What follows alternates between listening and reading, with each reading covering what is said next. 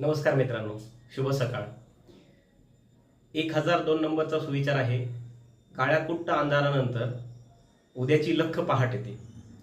याच्याबद्दल जर आपण थोडं स्पष्टीकरण बघितलं तर बऱ्याच वेळा आपले विचार असे होतात की त्यानुसार आपल्याला वाटते आपल्या समोर अंधकार आहे आणि त्या अंधकारातून पुढचा मार्ग दिसत नाही।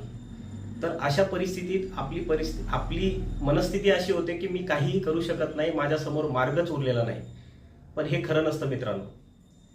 कुठल्याही रात्रीनंतर जशी सकाळ येते तसंच आपल्या मनाची स्थिती जेव्हा खाली जाते, म्हणजे काय तर आपण जेव्हा निराश होतो, हताश होतो, त्यानंतर आपल्या समोर बरेच मार्ग पुढे असतात, पण चालत राहणे हा त्याच्यामधला सर्वात चांगला एक पर्याय असतो। याच्यासाठी एक छान उदाहरण आहे माझ्याकडे। आपण जेव्हा 10वी मध्ये असतो तेव्हा 10वीचे पेपर जेव्हा आपल्याकडे येतात तर आपले पेपर जसे जसे जवळ येतात तसं तसं आपला एकदम डोक्यावरचा भार खूप वाढतो। आपल्याला वाटते माझ्याकडनं ही गोष्ट होईल की नाही होईल, होईल की नाही होईल, असं कुठल्याही परीक्षेच्या अगोदर आपलं होत असतं, जशी अर्जुनाची स्थिती झाली होती।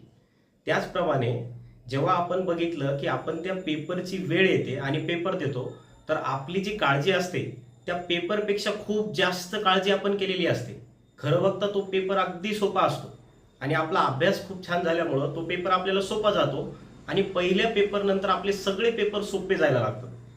म्हणजे परिस्थिती काय असते तर आपल्या मनाची अवस्था नीट नसल्यामुळे आपल्याला असं वाटते की माझ्या समोर पर्याय नाही, पण हे खरं नसतं मित्रांनो। आपल्या समोर पर्याय असतो। आपण जर चालत राहिलं तर नक्कीच आपल्याला पुढची दिशा मिळते। धन्यवाद।